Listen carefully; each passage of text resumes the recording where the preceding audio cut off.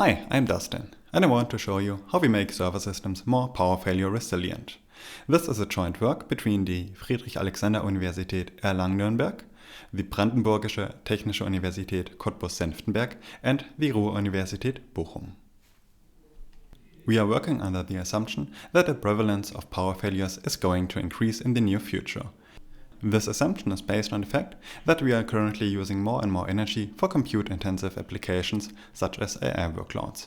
And this is in combination with an ever-aging energy grid that is hardly renewed. In fact, the power demand has increased by so much that data centers have to operate their own power plants. However, power failures can have very serious consequences for server environments. For one, there's the possibility of data corruption or data loss. Another problem is the increased downtime of services that extends over the duration of the power failure itself. This is due to the long warm-up period that huge systems usually have. It can often take multiple hours until services have reloaded all the data and have reached full performance again. The average cost per minute of downtime has been reported to be around $9,000. Naturally, there are already some strategies that guard against power failures.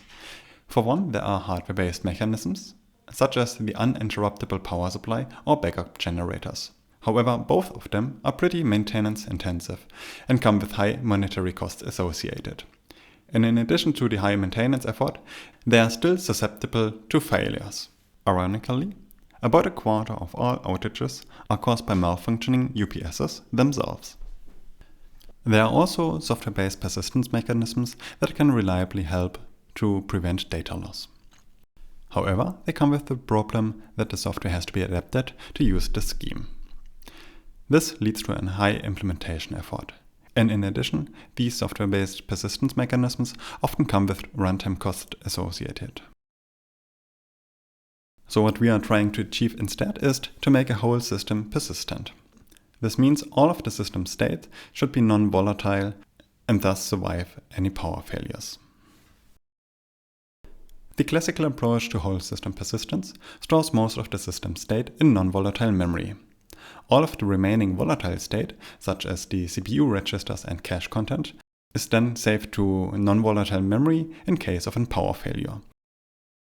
As soon as a power failure has been detected by the power supply, the system gets notified via an interrupt, and the remaining energy stored in the power supply is then used to save the volatile state.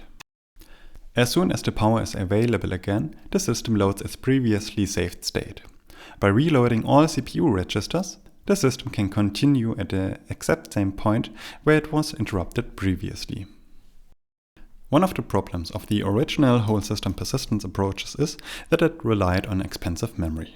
And in addition, it did not include devices into its persistence domain so that the device state might be lost. We are expanding on the previous work by using obtained persistent memory, which is known for its good price-to-capacity ratio.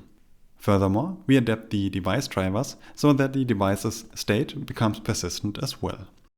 Finally, we designed our practical whole system persistent mechanism to be independent from any special firmware. Our system stores all of the operating system state in non-volatile memory. This includes all user space processes, the kernel data structures, and drivers. The only volatile state left is in devices and the CPU. As soon as the system is notified about an immediate power failure, it starts to flush all the volatile data to persistent memory. Note that not all device state has to be saved, because it may be reconstructed from the driver data that is already stored in persistent memory. We are expecting that the power supply provides a hold-up time of about 280 milliseconds until the system is powered off. When no power is supplied, the volatile memory and device state is lost, and only data in persistent memory remains. When the system is powered on again, after a steady power supply has been established, the bootloader is invoked. The bootloader is loaded into the volatile memory so that no kernel data is overwritten. The loader searches for the operating system state and reinstates it by loading the old register set. This reloads the operating system and its old address space, and the operating system can continue to recover the previous device state. With all state recovered, the execution of the whole system can continue as if no interruption had occurred. In order to save all the volatile state within the hold-up time, we have to suspend the system quickly. However, using a naive approach for suspending the devices takes too much time. About 1.7 seconds, which is way above the hold-up time the power supply can provide. When drivers suspend their respective devices, they typically try to finish any outstanding requests and then try to transition the device into a sleep state. They typically work under the assumption that there is no time or energy constraint present. As a consequence, we had to reduce the time it takes to suspend the devices drastically. We can cut some corners by exploiting the fact that most of the device's configuration is already stored in the driver data structures, which in turn are stored in non-volatile memory. Hence, we do not have to save it. In addition, all of the tasks handed to the devices are in persistent memory as well. These jobs do not have to be executed immediately during the suspend. Instead, they can be reissued later when the system has recovered from its suspend state after a reboot. For other devices, where other software layers already expect an unreliable processing, such as the network stack, even less state has to be saved. By employing an I/O caching layer and deliberately omitting the suspend functions for devices where it is allowable, we were able to reduce the time it takes to suspend the devices from 1.7 seconds to less than 200 milliseconds.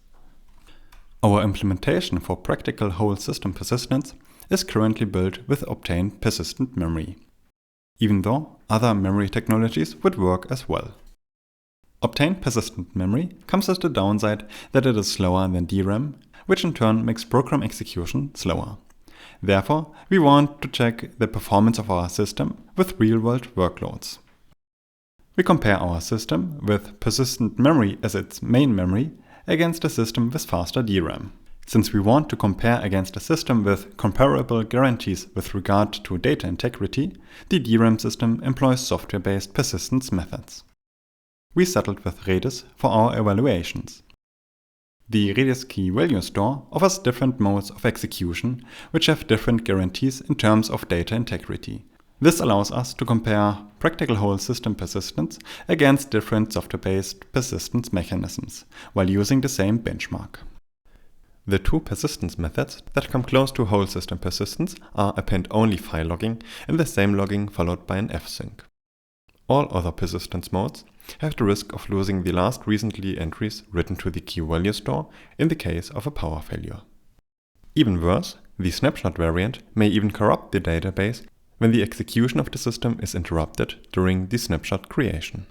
We can see that our modified system reaches a higher throughput than DRAM with software-based persistence.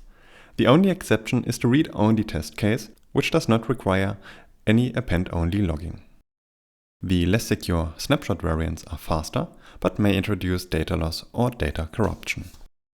With regard to the latency of requests, we can observe that the results of our practical whole system approach with non-volatile memory are very low and more stable with less spread. The DRAM variant with software-based persistence, on the other hand, has a higher latency due to the storage excesses. When we also take the snapshot variant into our perspective, we can see even higher variance for the latency. This is caused by the infrequent write-back of larger blocks of compound requests. If we were to use persistent memory as backing storage for our key value store instead of an NVMe SSD, the measurements for the software-based persistence would improve a little bit.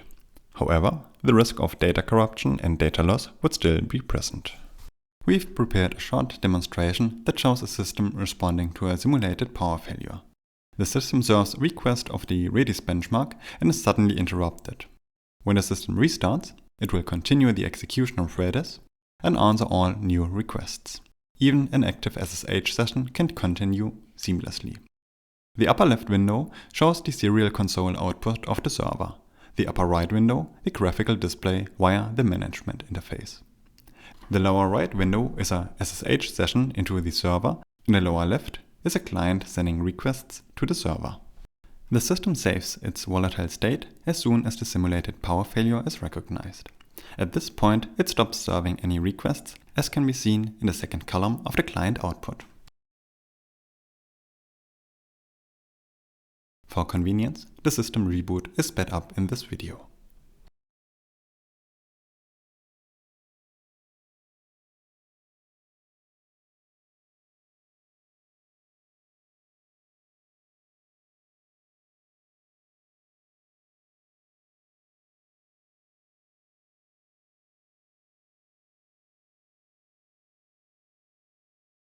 As we can see, the Redis server continues its execution and can respond to incoming requests.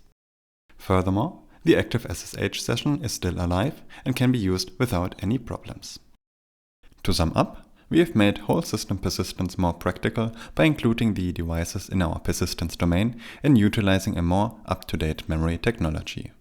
We had to reduce the suspend time for our devices to make a suspend within the short duration of the residual energy window possible, even though we may have to rely on a power supply equipped with an additional supercapacitor.